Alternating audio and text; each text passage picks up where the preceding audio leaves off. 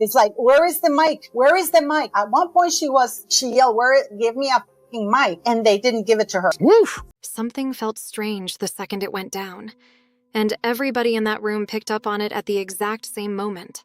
Are revealing to me the true story of how Meghan Markle failed. There was this tiny split second where the energy just flipped, like everything shifted without warning. 1 second, everything looked perfectly controlled, totally smooth, like it was all planned down to the smallest detail. And then something changed. Prince Harry was up. How's everybody? This guy with the purple jacket is trying to block her from going on stage. On stage, cool and collected, delivering his speech like he had rehearsed every single word 100 times. "Hi, everybody," he said, voice steady, posture locked in, looking confident as ever. Every single eye in that room was glued to him. The vibe was serious, almost stiff, like one of those events where nothing ever goes off script and everything follows a strict plan. Everything was moving exactly how it was supposed to, until it wasn't. And she goes around him, she even ignores him. Wow. She ignores the guy. Again, I have to be careful what I say. No introduction, no cue, no signal. It just happened. The entrance alone had people sitting up straight in their seats.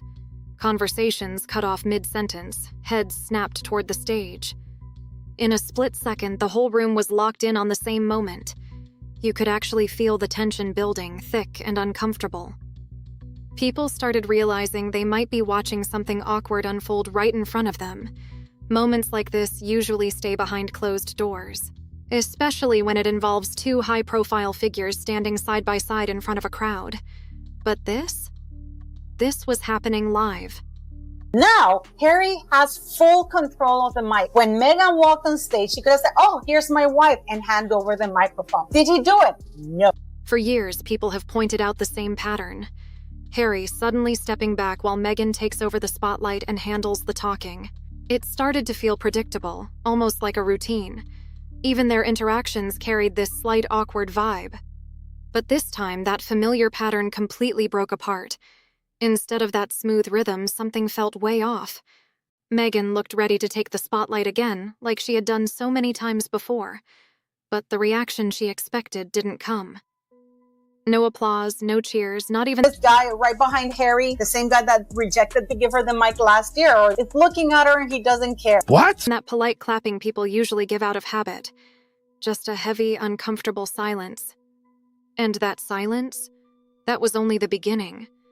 What played out on that stage sparked whispers and side-eyes that didn't stop. Harry and Meghan specifically told media at the time of Archie's birth that they didn't want to give him a title. What? Because they wanted him to live a life as normal as possible. Cut to Oprah Winfrey interview where Meghan sits down and accuses the palace of not giving her son a title because of his skin color. That was so damaging for the royal family at the time. But apparently for me, that doesn't. People nearby started dropping hints about tension, image concerns, and things happening behind the scenes that nobody wanted to address. It was like everyone saw something, but no one wanted to say it out loud. If that silence felt tense, what people were saying afterward hit even harder. Conversations turned intense fast, with observers all circling around one big question. Was this the first real crack in something much bigger? Prince Harry was right in the middle of his speech. I truly believe that when he met Meghan, she whispered into his ear, a 36-year-old mature woman whispered into his ear, "Harry, you and I could change the world." Voice steady, sticking to the script. Then Meghan stepped forward with confident energy. But instead of admiration, the crowd reacted with straight-up confusion. The room didn't warm up, it froze. Even Harry seemed caught off for a second, his eyes narrowing slightly like he was trying to figure out what was going on. Meghan placed her hand on his back, a move people had seen many times. Usually, that was the clear signal. Harry would step aside. But not this time. He didn't move. His grip on the microphone tightened, his shoulders stiffened, and he kept talking. That small move, easy to miss, hit with real force. It wasn't just hesitation, it felt like straight-up resistance. What should have looked smooth and united suddenly turned tense. The audience was watching a silent disagreement play out live. Meghan held a fixed smile. Came from this very busy world of the royal family with lots to do. Even in his spare time, he could play polo and do whatever he wanted. He sat in Montecito, twiddling his thumbs, thinking, what do I do next? What is my role? Where is my work? Her hand lingering on his back just a little longer, showing she wasn't stepping away yet. The moment stretched and the room stayed locked in, waiting to see what would happen next. But Harry stayed completely locked in. Eyes forward, focused, refusing to break his flow. In that brief moment, something clearly felt different. The balance between them tilted. Yet instead of applause, there was nothing. No clapping, no cheers, just thick, heavy silence filling the room. Meghan stayed right beside him, smiling tight, waiting for a reaction that simply never came. That silence hit harder than anything. It just kept stretching out, longer and longer, until it felt endless. The tension in the room got so intense it felt louder than noise. There's Harry telling her to back off. You see his hand here, below his big face, pointing at her, telling her to stay back. Harry kept speaking, voice steady and controlled, fully committed to pushing forward and not acknowledging the awkward moment. Meghan stood there in the spotlight waiting for something, a reaction, a sound, but nothing came. The crowd didn't react with anger. Honestly, it felt colder than that. They stayed completely neutral, just watching without giving the moment any energy at all. No movement. Just stillness that made everything feel even more uncomfortable. And in a formal setting, that kind of cold indifference hits hard. Finally, with no reaction to hold on to, Meghan shifted slightly. She glanced toward Harry, then slowly stepped back toward the side. It wasn't a long walk, but every single step looked heavy, like the moment itself was weighing her down. The atmosphere was ice cold. That exit didn't look planned at all. It felt sudden, almost forced. But what happened next raised even more eyebrows. By the next morning, that tense silence from the stage had practically disappeared from major coverage. Polished images started popping up. In those photos, Meghan looked confident, Harry right beside her, calm and composed. They both appeared completely in sync. To anyone casually scrolling, nothing seemed off. The tension? Gone. The silence? Invisible. What happened was quietly edited out. But while it looked flawless on the surface, the internet had completely different plans. Short clips started popping up everywhere, showing the raw moment exactly as it went down. Meghan stepping forward, the crowd freezing, and Harry holding onto the microphone. Those clips didn't just spread, they exploded. Millions of views poured in within hours, and people couldn't stop replaying that exact moment. The contrast was impossible to ignore. On television, everything looked smooth. But online, the footage told a way more uncomfortable story. Critics wasted no time calling out major outlets, accusing them of protecting Meghan's image and softening a damaging public moment. Supporters fired back, saying the silence was being blown out of proportion and that people were reading too much into small gestures. Still, one thing became clear. There were two completely different versions of the same moment. One polished on TV, the other raw online. That raised a bigger question. If one moment could be reshaped that quickly, how many others had been quietly adjusted before? It started to feel like a bigger struggle over who really controls the story. What happened hit like something deeper was slipping through. For a long time, the public had seen Harry as the one who steps back, the one who makes space so Meghan can take the spotlight. That image showed up again and again, but in that moment, all of that broke. Harry didn't step aside. He stayed exactly where he was. For some people, that small move didn't feel small at all. It looked like a clear line being drawn, a signal of a shift in their public dynamic. Harry's position only added more confusion. Officially, he stepped away, yet he's still introduced as Prince Harry, carrying royal respect. That mix creates a strange middle ground. He's not fully inside that world anymore, but he's not completely out either. And Meghan stands beside him.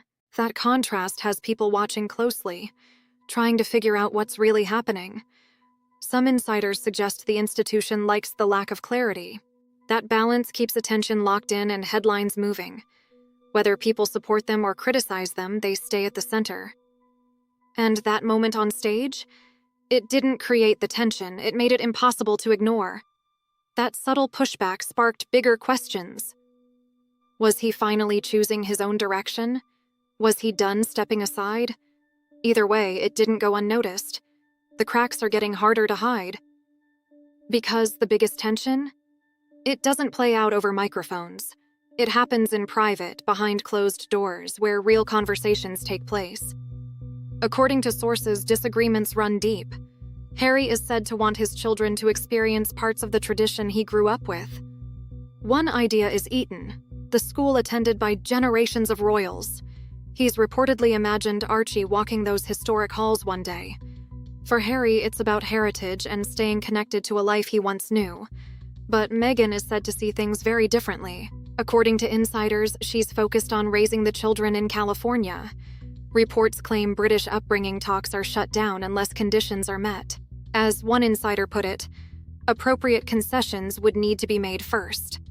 These could involve finances, security, or long-term guarantees. To observers, this doesn't look like simple parenting. It feels like a quiet power struggle where every decision carries more weight. This issue represents something bigger, the balance of power in their relationship. Many believe Meghan takes the lead on major private decisions. Harry, who had seemed comfortable, is now rumored to be pushing back. Friends describe him as increasingly frustrated, caught between two worlds.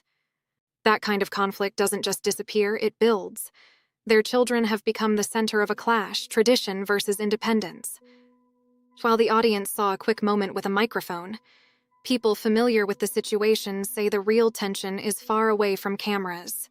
But that night wasn't over. Event organizers quietly adjusted the seating. Meghan was guided to a seat noticeably off to the side. Close enough to be seen, but far enough to signal she wasn't the main focus.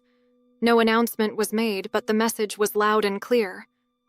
Visually, it added to the tension. Her designer gown suddenly looked different under those stage lights. Online reactions analyzed every detail. Meanwhile, Harry moved through the room with ease, chatting like everything was normal. He stayed engaged, relaxed, and fully part of the evening. Meghan spent most of her time seated, clapping occasionally, but rarely pulled into conversations. That quiet distance stood out, and it hit hard. Critics didn't miss a single detail. Forced laughter, stiff posture, jewelry reflections. To some, it looked like a faded version of her presence. Witnesses described the shift as quiet but impossible to ignore. For the first time, Meghan didn't just seem overlooked, she seemed deliberately moved. As the night went on, the crowd wasn't shifting energy back toward her. Attention had moved on and the mood stayed noticeably cool and distant. Beyond what people could see, the palace appeared to be operating on a different level. Headlines started appearing within hours. Reports framed Harry as a respected figure, keeping his image steady. Other outlets described him as having stepped away. That contrast looked intentional. Instead of cutting ties, it seems they keep the couple right on the edge of relevance. Close enough for attention, far enough to avoid influence. That positioning feels calculated, not fully inside the circle, but never completely out. For Meghan, that unclear position can feel frustrating. Every appearance dissected, every rumor spreading fast. For Harry, it's like standing between two worlds, never separated, but not welcomed back. Every event keeps the story going in a constant cycle. Institutions, media, and public opinion all feeding into the same intense spotlight. What started as a routine speech exposed cracks never meant to be seen in public. It revealed something deeper happening behind the scenes. If the tension looked that real in front of cameras, it raises questions about the private reality. Many believe this marks a major shift. But there's another twist involving Meghan's family that caught watchers off guard, adding a whole new layer to everything. All the pieces are coming together. For the full picture, make sure you subscribe to Monarchy Cup.